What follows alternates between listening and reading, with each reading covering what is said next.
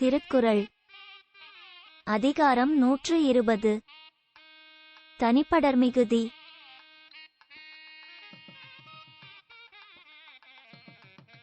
தாம் வீழ்வார் தம் வீழ பெற்றவர் பெற்றாரே காமத்த காழில் கனி. தாம் விரும்புபவராலேயே விரும்பப்பட்ட பெண்கள்தாம் காதல் இன்பம் என்னும் விதை இல்லாத கனியை பெற்றவர் ஆவர்.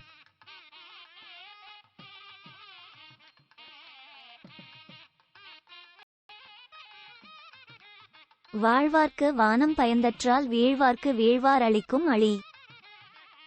அவர் இன்றி வாழ முடியாத மனைவிக்கு அவள் இன்றி அமையாத கணவர் காட்டும் அன்பு தன்னை நோக்கி உயிர் வாழும் உலகத்தவர்க்கு வானம் உரிய நேரம் மழை தந்தது போலாம்.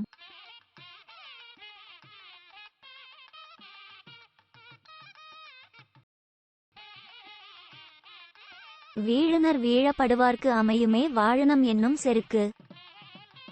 தாம் விரும்பும் கணவனால் விரும்பப்பட்ட பெண்ணுக்கே எப்படியும் விரைவில் அவர் வருவார் என்ற உறுதியினால் வாழ்வோம் என்னும் செருக்கு பொருத்தமாக இருக்கும்.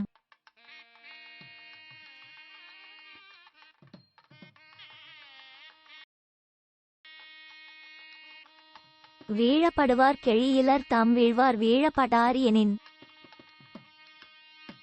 தாம் விரும்பும் கணவனால் விரும்பப்படாதவளாக மனைவி இருந்து விடுவாளானால் அவள் தீவினை வசப்பட்டவளே.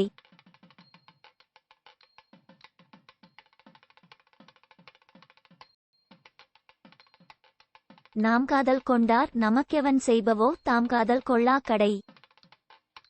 நாம் காதலித்தவர் நம்மை காதலிக்கவில்லை என்றால் நமக்கு எத்தகைய மகிழ்ச்சியை தருவார்?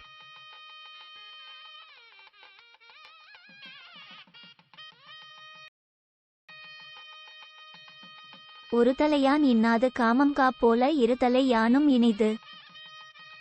ஆண் பெண் என்னும் இரு பக்கத்தில் ஒரு பக்கம் மட்டுமே காதல் இருந்தால் அது கொடுமை காவடியின் பாரத்தை போல இருபக்கமும் இருந்தால்தான் இனிது.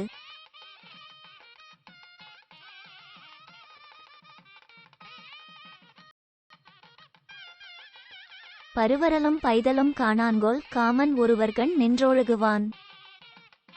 ஆண் பெண் இருவரிடமும் இருந்து செயல் ஆற்றாமல் ஒருவரிடம் மட்டுமே போரிடும் காமன் இன்னொருவரின் மேனி நிற வேறுபாட்டால் வரும் துன்பத்தையும் வருத்தத்தையும் அறிய மாட்டானோ?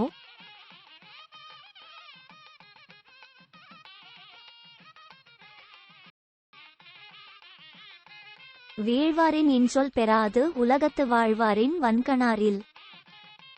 தம்மால் விரும்பப்படும் கணவனிடமிருந்து ஓர் இன்சொல் கூட பெறாமல் உயிர் வாழும் மனைவியை போன்ற கொடியவர் இவ்வுலகத்தில் வேறு இல்லை.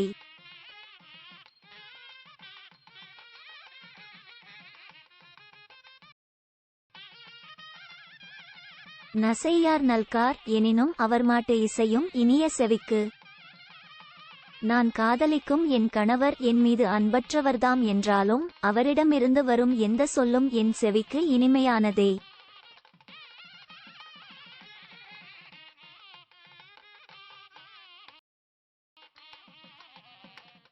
உறார்க்கு உருநோய் உரைப்பாய் கடலைச் செராய் வாழிய நெஞ்சு.